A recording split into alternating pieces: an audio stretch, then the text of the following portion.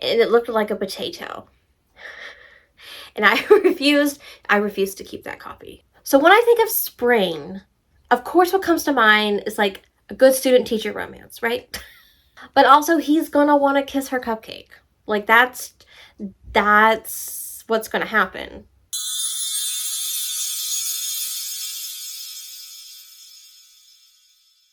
Hi guys, welcome back to my channel. My name is Katie, and in today's video, I thought that I would go over my spring TBR. Yes, we're kind of almost technically a month into spring, but you know, I am nothing but, you know, consistent when it comes to being late to the game. So I figured let's just go ahead and talk about, like, now are these the books that I'm going to, will I read all these?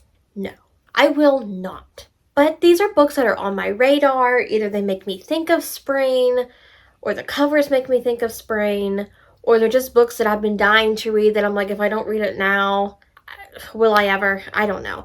But I have 12 books here, so it's not too many. Normally I do a big TBR, but you know, these are 12, and spring is still like 3 months, because technically summer does not start till June, so I still have time if I wanted to read these. Definitely have time.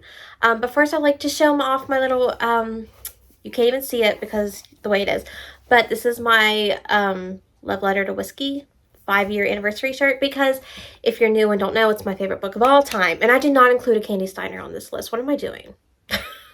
I may need to remedy that.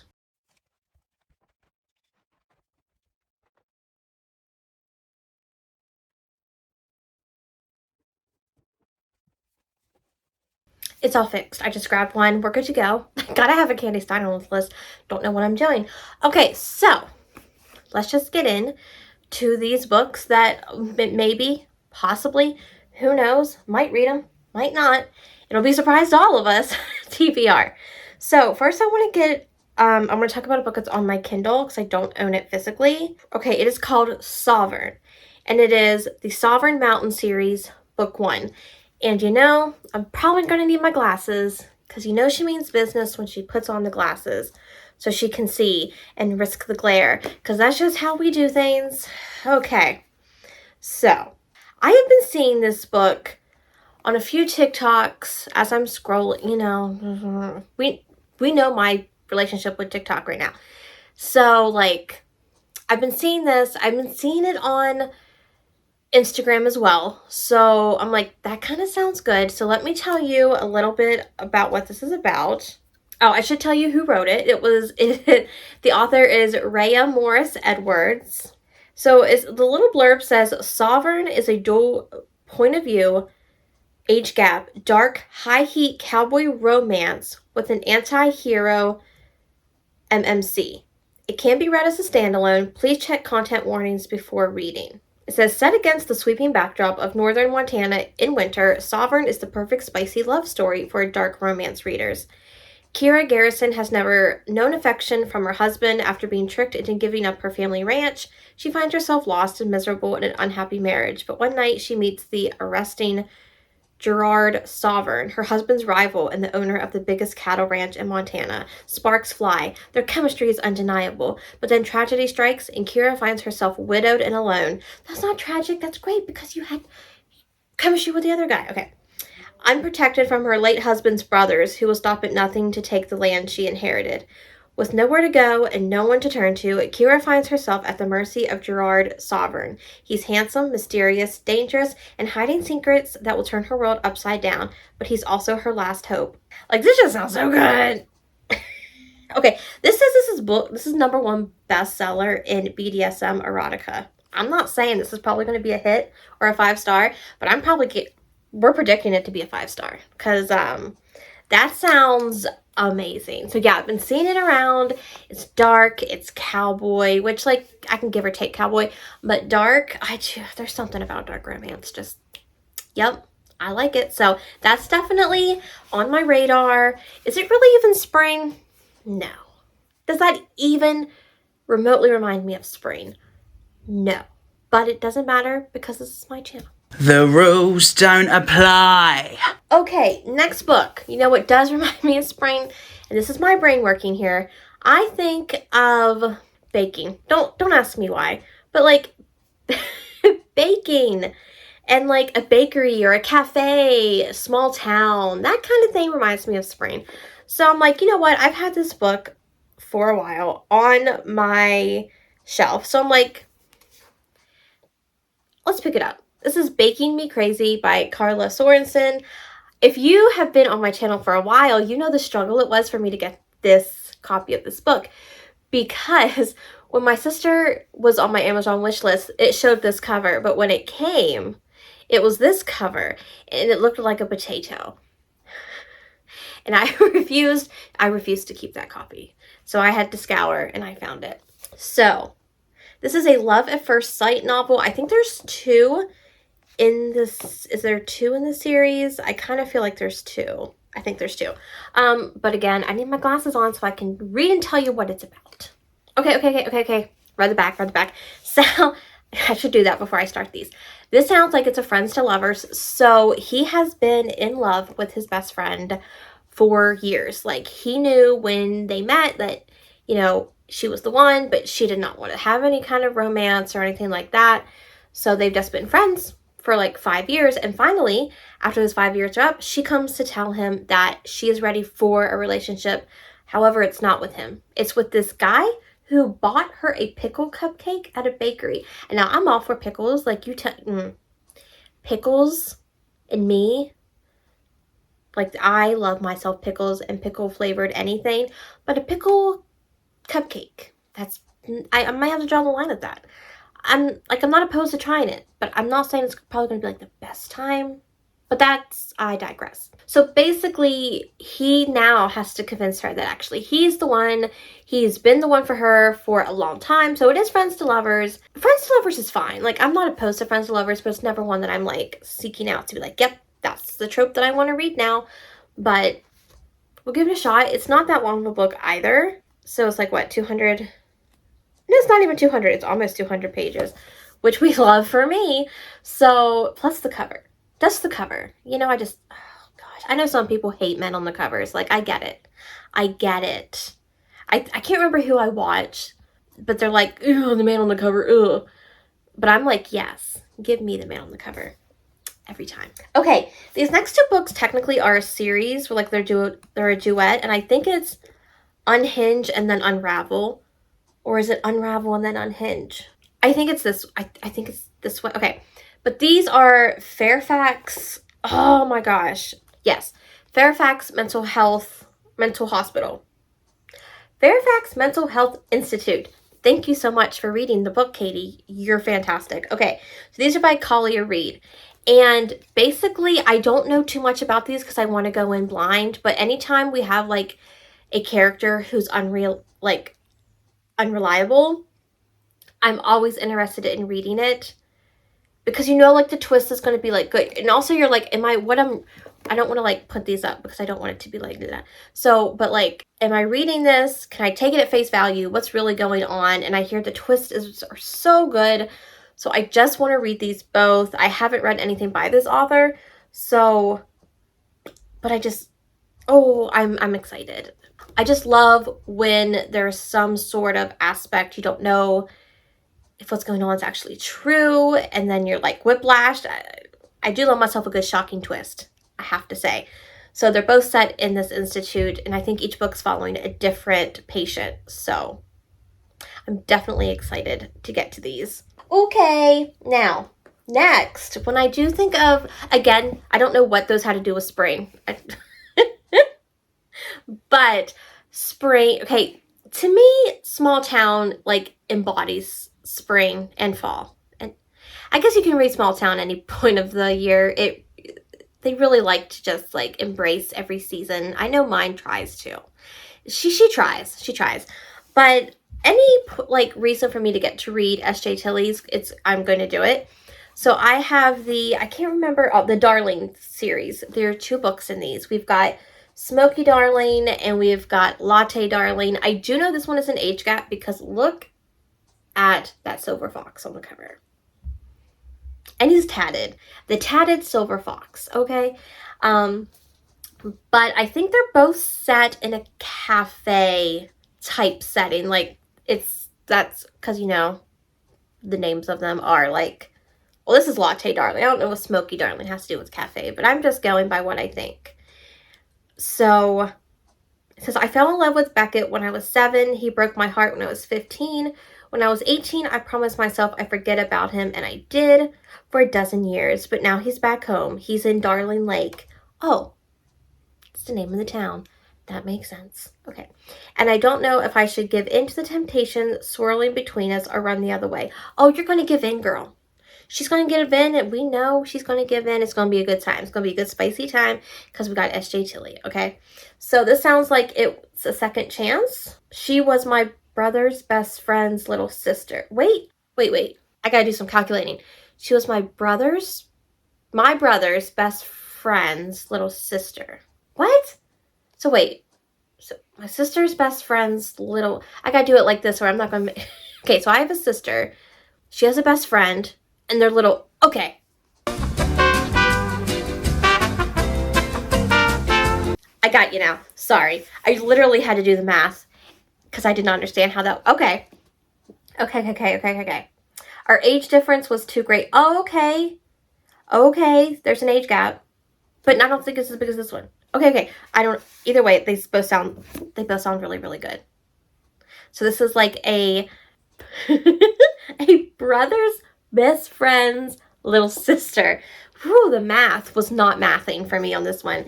And then for this one, living in my hometown. Oh, they own the coffee shop. I've worked since I was 16. It's comfortable, but I'm tired of doing everything myself. Tired of being in charge of every decision of my life. I want someone to lean on, someone to spend time with. And I really don't want to go to my best friend's wedding alone. So I signed up for a dating app and agreed to meet the first guy who messaged me. And here I am at the bar. Only it's not my date that just sat down in the chair across from me. It's his dad. This sounds perfect. We love a daddy romance. Oh my gosh. I'm so excited. Okay. SJ Tilly just does it for me every single time. Oh my gosh. Okay, I'm so excited. Okay. Now for a change of pace. Look. Okay. You do never. That's not even how you speak English. You never see on my channel a fantasy. You just don't do it because I'm not a big fantasy reader. I've read ACOTAR. I loved it. That's about as far as my fantasy goes. I'm never gravitating towards those. However, there is a stack of books that takes up a nice big chunk of my shelf over there. You can't see it, but it's over there. And it's a series. So I either feel like I need to read the series and get them off my shelf or read the series and love them and keep them.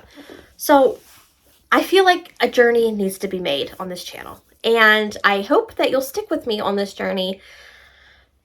But it's a journey because the series that I'm talking about is this one right here. Throne of Glass. Now, I already know that I love Sarah J. Maas's writing. That's not the issue. The issue is that this is like an 8-book series, 9, 8, 9, and they get larger as they get going. And it starts as YA, and I don't read YA anymore. Like, I don't enjoy reading them. So, but everyone and their mother has read these or are reading them now. So I just want to know what the hype is. I want to know what I'm missing out on. I want to know if it's something that I'm going to like. And if I don't like it, if I read it and don't like it, I'll just get rid of all of those books. How many is there? 1, 2, 3, 4, 5, 6, 8? That's ridiculous. Plus the Assassin's Blade. Don't even get me started. I don't even know how I'm supposed to read these. I don't know the order. Someone tell me. Because I know she has an order on her website, but like, should I go by what she says? Or like, if you guys have read them, should I read them differently? Let me know. And would you like reading vlogs for Throne of Glass? Because it would probably be spoilery because they've been out for years. So just let me know if that's something that you guys would like to see. If you don't know about this, this is following Selena? I'm not too sure. She's an assassin. And she has to help the king. I don't know. It's definitely not Farah. So I don't know fairies are in this as far as I know. So just let me know. What do you guys think? Yeah, let me know. Okay, next, we're going to do the next two books because they kind of have the same sort of vibes. So when I think of spring, so when I think of spring, of course what comes to mind is like a good student-teacher romance, right? Because like, why not? Like, why not? So these two books have those vibes. So first we've got Lessons in Corruption by Helena Darling. This is book 1 in the Fallen Men series. By this point, I just want to read this book. I don't know why I keep putting them off. I just do it. Just do it. I know. So basically in this book, that's not Matt. It makes me sad. This dude here, don't know his name, and this woman have like they meet at a bar and they have this night together, and then she's a teacher and she walks in and her classroom, and guess who's there? That dude right there. Yep, he's there. He's the student and she's the teacher. So it's nice. It's like a reverse because usually it's the guy and then the girl. And I think he's in high school. I'm thinking he's in high school. But so many people, I don't really want to say a lot of people love this book because usually like their favorites are later in the series. But to get to those, I got to read this. So I want to read this. So it's, it's a motorcycle club series. I don't know if his dad is the head of the motorcycle club or the president or something. Oh, so he's the heir. He's the heir. So I guess his dad is. It's nice to read the back of the book.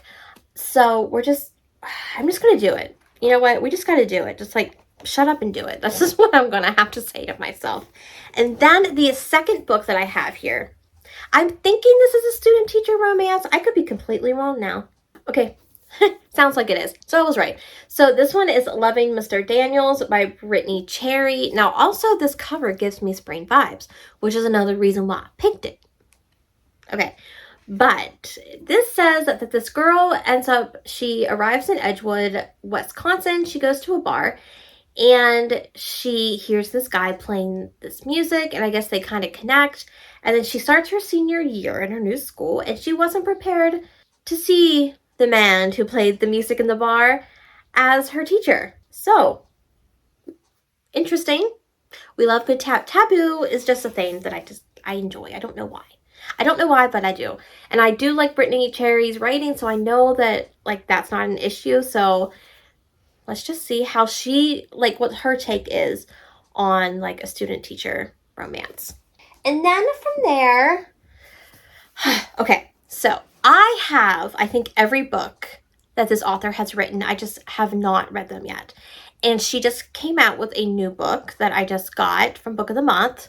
If you get to my drift, you're getting there. So I feel like I need to go back and start at the beginning and like not read out of order. It's just a thing that I have. I don't know why it is but it's a thing. So we've got The Happy Ever After Playlist by Abby Jimenez. I think this is the first book. I don't think Life's Too Short or is it The Friend Zone book 1? Now I don't remember. But doesn't this book like kind of scream spring? It's pink, There's a dog on the cover. They're outside and the weather has to be nice to take your dog on a walk. So I just read this and it says this is the author of The Friend Zone, which would be book 1. It's fine. We're not switching now. We're too far in. We're not switching. So, okay.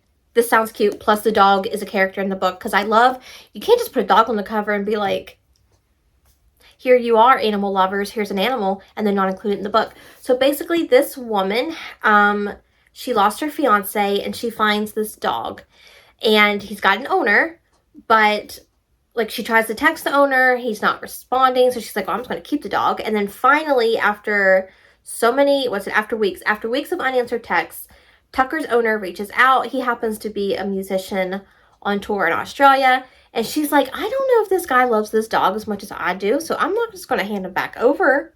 So they start texting. They have flirty texts that turn into long calls.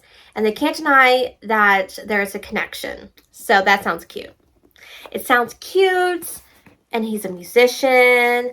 And are they going to fall in love? Probably. Because that's just how romance works, Katie. That's how that works. So, but no, but this will kind of give me an idea of like if I want to read any more of her books, like because I keep buying them with the hopes that I will read them eventually. because that's just how I am. So hopefully, I know it's like one of her earlier books, so maybe her writing has changed. So if you have read these and have read her new ones, and if they're cut like the writing's different, kind of let me know. Okay, from there, we are down to the last three. So let's just do like an angsty one next, because you can't spell Katie without an A, and angsty is A. It fits. This is the Candy Steiner that I went and grabbed because I've been wanting to read this series, but I've been a little just not scared, but just lazy and not picking it up. So this is What He Doesn't Know. This is book 1 in the Best Kept Secret series. There's 3 technically in this series, but book 3 is about the guy that she doesn't choose in books 1 and 2, because it is like a love triangle and you don't know who she picks. But I don't want to go pick out book 3 because that would just ruin everything. So I'm not even going to look at book 3. Book 3 doesn't exist in my mind until I'm done book 1 and 2. So I think that they are married, but she starts developing feelings for like a co-worker. I don't think this is the counselor. I don't think they're going to marriage counseling, and this is the one. I don't think that's the one. I think they're co-workers. But it's I guess, I don't know, I would assume it's cheating. And it's a love triangle. So, and it's angsty. And that's all I need to know. That's all I need to know. Candy Steiner has my heart. Love her. So I just know I'm going to... I enjoy all the books she writes, so this one's probably going to be no exception. But I just wanted to include a Candy Steiner on this list, because how could I not? And then the last 2 books are more like rom-com-y, which is something I don't really read too much. I usually stick with just like contemporary, but never like rom-coms. So we've got Tessa Bailey, Secretly Yours. And the reason I picked this was because of that cover. Pink and the flowers. Made me think of spring. Can't really even tell you what this one's about too much. Oh, what is it? A starchy, does that say starchy? I hope. I'm not putting my glasses on anymore, guys. You just have to deal with it. Starchy professor and a bubbly neighbor he clashes with at every turn. Okay, so they're opposites. Does she own like a floral shop? I can't remember. It's okay. But it seems like he's kind of stuffy. She's kind of bubbly. I think she's also, is she supposed to be a little curvy? Because if she is, this is the cover's not really doing it justice, but I can't remember. But just, I enjoy Tessa Bailey. Like her newer stuff, like Wreck the Halls. Let's not talk about that one, okay? But that was really because it was marketed wrong. It really was. But I do enjoy the other books that I've read by her, so I'm going to give this one a shot. I haven't really read one by her in a while that wasn't Wreck the Halls.